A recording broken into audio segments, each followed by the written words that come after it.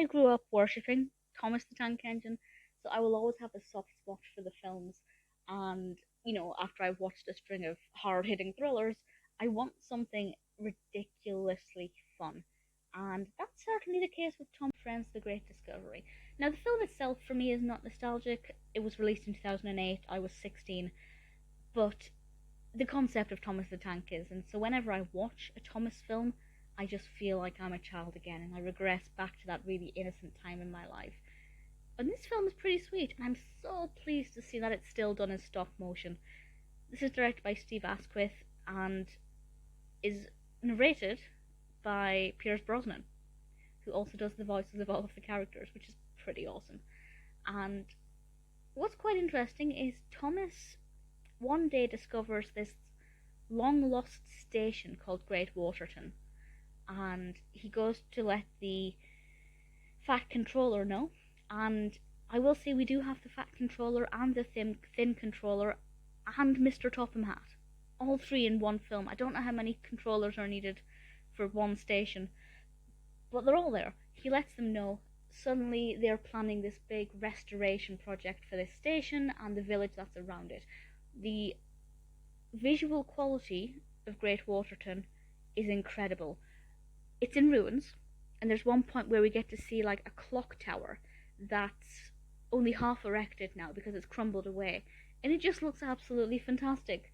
The actual quality of the construction of the miniatures for the stop motion is so stunning. I absolutely adored it, and I really cannot fault that aspect of it. To be fair, I can't fault any of it because it's just ridiculously good fun.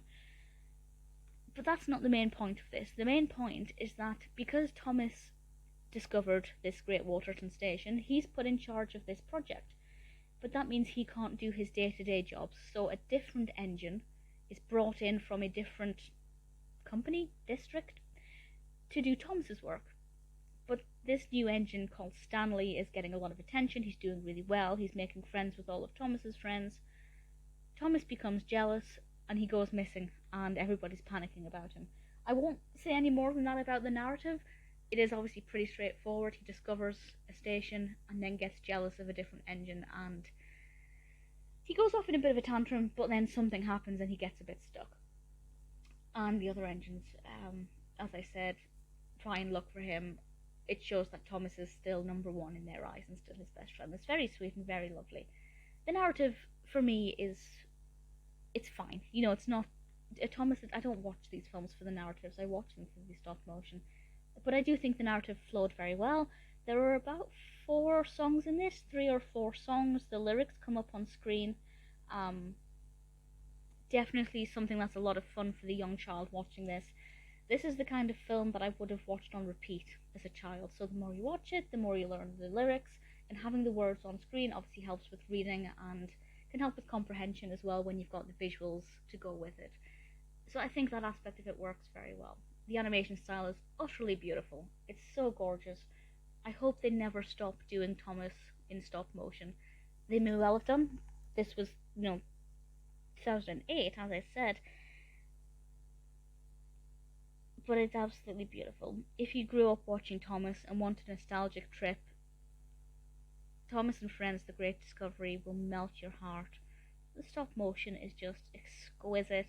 The songs are cheesy, very cheesy, but a lot of fun. And ultimately, if you like Thomas the Tank Engine, whether now or nostalgically, The Great Discovery is one that I'm pretty confident you're going to enjoy.